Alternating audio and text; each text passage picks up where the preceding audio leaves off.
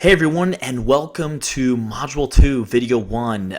This is Grant back with Social Advertising for Entrepreneurs. And in this video, in really Module 2, we're going to give you a strong introduction in this video as to what a lead magnet is and really how we use it as bait. Okay, so a lead magnet is known as bait sometimes. Bait is known as lead magnets. There's a couple different terms for them. Now, the official definition of a lead magnet is an irresistible bribe offering a specific chunk of value to a prospect in exchange for their contact information, which is usually their email address. Okay, we essentially call a lead magnet bait because that's really what it is. If you're an advertiser, okay, the fisherman, and you're trying to attract your target audience, which are the fish, you need to use something like bait to get them to bite on your ad. Okay, now the goal of a lead magnet is to really capture the information, and like I said before, usually it's the email address of as many targeted prospects as you possibly can.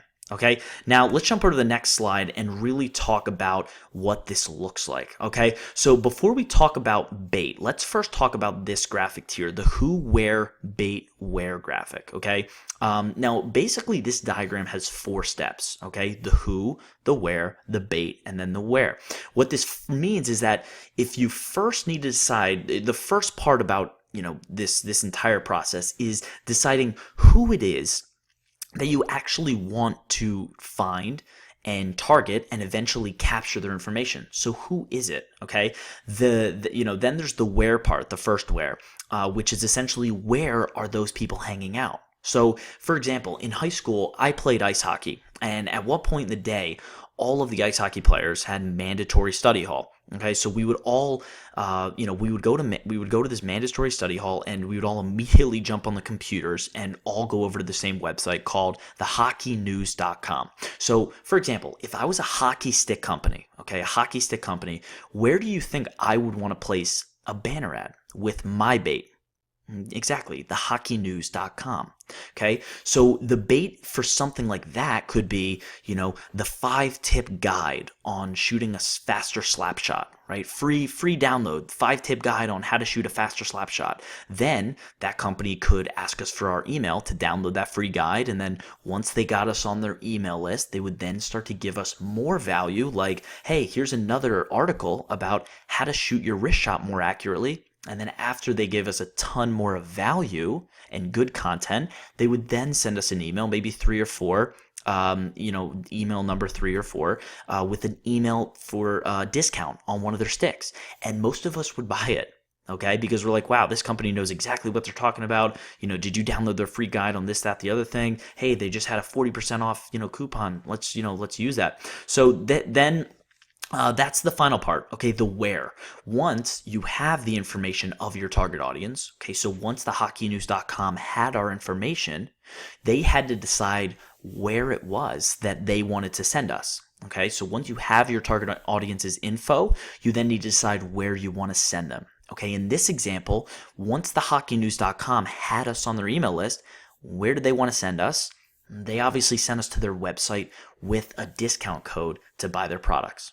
Okay, so once again, I just want to start getting your brain thinking about, this type of bait thing. The hockeynews.com, they would be very unsuccessful if they just, threw an offer right in our face right away and tried to get us to, buy their products right there and then, right away without giving us any value. And we're going to talk a lot more about that. Okay, but next, let's show you some actual lead magnet examples. Okay, basically we have enter your email address and you will get ... A lot of times you'll see an ebook, case study, cheat sheet, checklist, course, guide, infographic, webinar. A lot of you guys were, we used the lead magnet of a webinar to get you onto our webinar, and then obviously you purchase the course.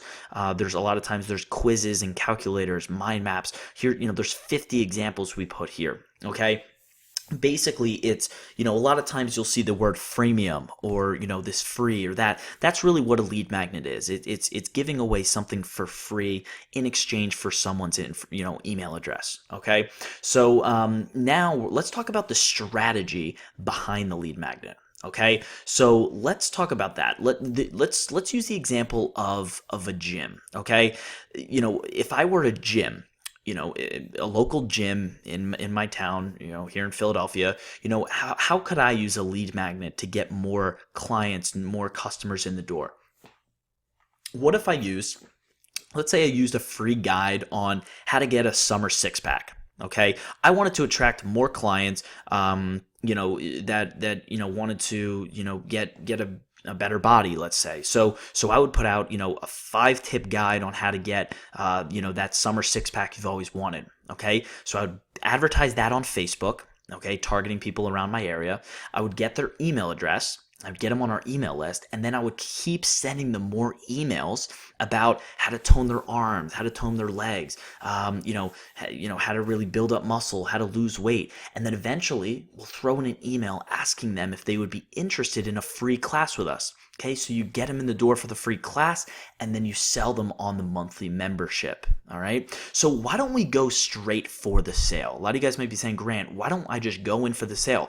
My product's good enough, my business is good enough, or my client's business is good enough, my client has a good enough product. I want to go straight for the sale.